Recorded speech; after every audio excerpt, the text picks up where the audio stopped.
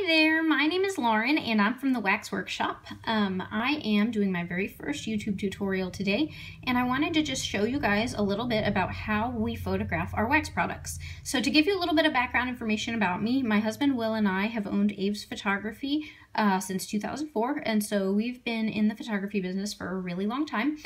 We photograph weddings and portraits, and we love detail shots. So when we shoot our weddings, we always, we're used to shooting small things like this, and we normally use our professional equipment, our macro lenses and all of that good stuff. But with the wax business, we obviously have a lot more stuff to photograph, and we need a quicker turnaround time on getting production done. So we actually use our cell phone. So I've got my iPhone here. It's not anything, it's not any special lenses put on it or anything like that. I may eventually do that in the future, but I wanted to just give you a little bit of information to show you how we do it so you can see how literally easy this is. So just to kind of show you, and sorry if the camera's shaking, I did put it on one of these tripod thingies, but it's just like the arm thing, so sorry about that. These are our little products here that I'm going to just show you a little sample of how we might photograph it. Typically, we just photograph one thing at a time. So just to kind of go through, I'll start with this little circle thing. To kind of talk about how I exactly set it up, I'm going to move all this stuff over really quickly, and actually that's shadowing it. What we have here, you can see in the background right here, is actually a mouse pad material background. So it's meant to be made to look like actual wood planks. You can tell that it's a background obviously because of this fold here, but I mean, if you're looking at it like straight down, kind of like that, you can barely even tell, especially in photography, but also in video. You can barely tell that it's not even real wood. So kind of depending on how you shoot it and everything, our customers eventually figure it out, because you can sometimes see this curve, but that doesn't actually bother me. I know that, we're here just to show our products off, and we want to do it quickly and easily. And so we opted to go just with this very nice and easy to use mouse pad style background. So if you look, you can actually get them on like Amazon. I'll kind of show here. I don't know if you can really see it, but that's the bottom of it. And we used to use this for newborn photography, actually, and we use it for portraits all the time. So we've got a whole bunch of these, and just wanted to tell you guys that. Wax makers out there, please just, if you're going to use this information, don't copy me and use the exact same background as me. That would be really nice. But they do have a lot of different options on Amazon and all over the internet. So if you have any trouble, you can go look up photography backgrounds. But this was just a very small one. I believe when I bought it, it was like $68. So it is a little bit pricey, but it's very worth it. Because it's very durable. Like right now, I'm sitting here next to a window, and this is like literally draped over a bar stool. So the bar stool does have a back to it back here. I'm going to go ahead and move this too so you can see this. But kind of just to get into the actual video here, I wanted to go ahead and show what I do whenever I photograph this. So because I know that a lot of you probably, since you're not photographers, you don't know how light works, and you may be wondering, how do we get the pictures to look good if you have this beautiful wax and you're like, man, I always, I don't know how to make my pictures look good. So first things first, one thing that is a huge rule of thumb is the closer you are, the better a picture it will be. So kind of looking here, I mean, right now I'm kind of constrained a little bit because I have this on this little tripod arm thing, but typically I'll have my phone and I will come and do just a bunch of different angles here so that you can kind of see up close, from the side, from the top, each side individually. So basically, where I am right now is I am next to a window. So the window is here to the right of me. It's just a regular kitchen window. It's not even a full length. You do not need a ton of light for this. So I'm next to a window. What looks best on camera is if you have the light coming and it swoops across the photograph.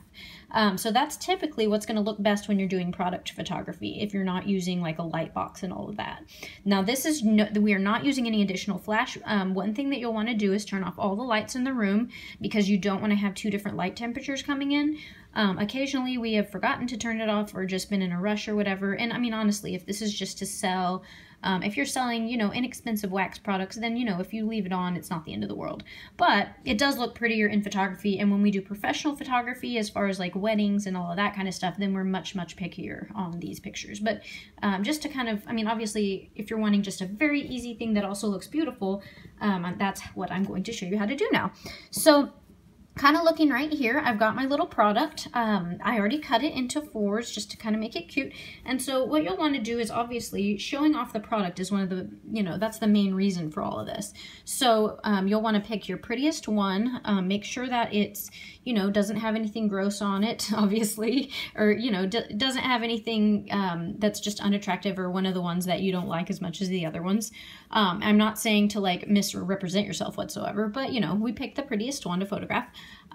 What we like to do, we kind of, you know, maybe set up a little couple different things, maybe kind of put one like that, maybe have it like that, and I'll kind of just move the camera around. First thing that is the most important right here, if you will be on your phone, I'm going to go ahead and tap right here. If you tap to where you're focusing, I don't know if you know this, but it changes the exposure for you automatically on an iPhone anyway, probably an Android too. So that way your camera's automatically getting exposure for whatever you're focusing on. So I'm going to go ahead and show you what I mean by this. I'm going to tap in the upper right hand corner here, just all the way in the background, so you can kind of see what happens to the exposure when it refocuses. So it didn't really change much because we're in kind of an even lighting situation, but I'll tap again on the darkest part of the photo over here. You can see that it did brighten the photo up a little bit. So if you've got a dark photo, whenever you're doing your pictures, obviously one other thing I forgot to mention, very important, turn off your flash. It cannot be on. Honestly, I wouldn't shoot anything with a flash from a camera phone anyway. It's not attractive on people's skin, and it's not attractive on most things whenever it's direct flash. And when we photograph with our professional photography, we typically never use direct flash unless it's got an umbrella and a big giant filter and all that good stuff. So just to kind of show you, so I'm going to tap right here on the part of the photograph that shows the darkest part of the wax, and it kind of darkened up a little bit, so you can kind of, I'm going to tap now on the shadow of the image, and that brightened it up if you'd like it a little brighter. But if you can see on the right hand side there, this piece of wax right here is now overexposed. So I don't want it to be too overexposed. I don't want it to look too bright and have to fix it later. You want to get it right in camera. So I'm going to again just kind of tap on that one, get it a little bit darker so you can see all the beautiful details. And to me, it's more important to not have any highlights blown out, which just means that it's overexposed and too bright. So I'm going to go with this exposure. I would take the picture now like this, just in this area. So as you can see, the light is sweeping across right here, across the product. So that's going to be the most simple and the most, you know, steadfast rule that you're going to want to do. Anything you photograph, as long as you've got a light source on one side and you're shooting basically perpendicular to the light. So I've got my light source here, it's a big window here, and then I've got my background here, and then I'm shooting this way. And I just knocked that over. But anyway, just to kind of show you, that's exactly how I always set up every single product photo. Now what I do once I set that up is I'm going to photograph it from many different angles. And you're going to notice that your pictures look very, very good whenever you start doing multiple angles. So I'm going to kind of take this off the tripod real quick. And that's probably going to be a better video anyway. So, so as you can see, all of a sudden, I'm going to come down here and refocus. I've got a much more dynamic photograph now that I'm closer. So I don't remember if I said this at the beginning or not, because I've tried to photograph this or do this video now 3 times, and I've had phone calls interrupt it. But thanks, Will. But anyway, just wanted to show that whenever you come over here, you know, the closer you get, the more dynamic an image. And honestly, if you're doing something like wax, I mean, this is a much more beautiful image than just straight on plain, you know, like this is the picture how we started out. Well, we come up here and look how gorgeous that looks. It shows the pretty creaminess of the wax. It shows all of the little cuts, and it shows everything. It looks real textury, and it looks like you almost want to eat it. It's so creamy. So, and by the way, these smell like birthday cake, and literally I could eat them if I, you know, if they were edible. So anyway, what I kind of do is I'm going to make just a little stack and maybe just, you know, stick one like this. I'm going to refocus that there. And I wish I could turn this vertically to show you how I would shoot it, but in this case, I would probably turn the phone, shoot it vertically a couple ways, kind of come over here, maybe do one there. I'll refocus for you there. And one thing that is very, very, very important is to not have any clutter in the background. So even if you don't have a background, if you're photographing, you can literally use a shopping bag, you can use a box, you can use anything that is clean and nice. I'm going to pick out that little piece of stuff over here. By the way, I was also going to tell you, putting cute little, you know, if you put little sprinkles around or whatever is in the photograph, you can always put stuff and it kind of like, you know, shows you what you're working with. So sometimes I like to take all the junk out of the picture, but sometimes I like to leave little sprinkles here and there. So that's just a fun thing, but it's kind of like your preference. So anyway, long story short, kind of getting back to where I was.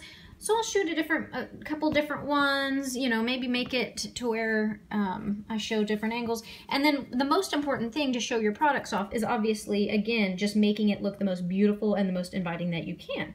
So I'm going to re-tap here and you can kind of see, again, that's a better photo. So I'll just kind of now go through and show you some of the different angles that I would typically do. And then you'll see you can kind of play with this because obviously when you're on your phone, you know, you can be down here, you can be over here, straight down, that's a good shot. I'm going to refocus there, obviously. You can be even higher, you can do straight down, you can have words on the right hand side. There are a lot of apps out there where you can actually go ahead and put your own wording on the side with your photo, and that always looks really cute. I like to sometimes do that with ours. So that way it like says the name, like this would be like a birthday cake, wedge chunks with sprinkles or something like that. So that's a shot. Maybe coming back down here super close. I already showed you that one, but just to kind of show you, I mean, if you refocus there, look how beautiful that looks with the lighting and everything. And sometimes even like if you come, now that you've gotten your safe shots, which are the ones where it's directly from right here, you can kind of come to the side even, get some maybe with the back, a little bit of backlighting just for something different. To me, that's a little dark. I wouldn't typically do that, but some people might like that. You know, it kind of depends on what mood you're going for. So I'll kind of, again, shoot it here, maybe come over here, picture above here, and then, you know, I was going to turn it, but anyway, I would have gone vertical, done one more, kind of come down here, get a couple more. And then a specific thing that I like to do also is to kind of separate it out. So like if the client, like we have these actually listed as giving 3 little chunks at a time. We're going to change it and actually also do one that does 4, but I just thought it'd be fun to have 3 at a time just because I thought it looked cute in the package being all stacked up like 3. So what I did for my, when I photographed this earlier, was I just stacked up my 3 and I got them like that. Obviously they can fall down, but you know, I kind of got it like that. Maybe put one here, maybe put it like this in the background, whatever you want to do. I kind of personally like it whenever the glitter and stuff kind of is just in the front there, but you do want to be careful with your products also and, you know, not knock them over like I just did.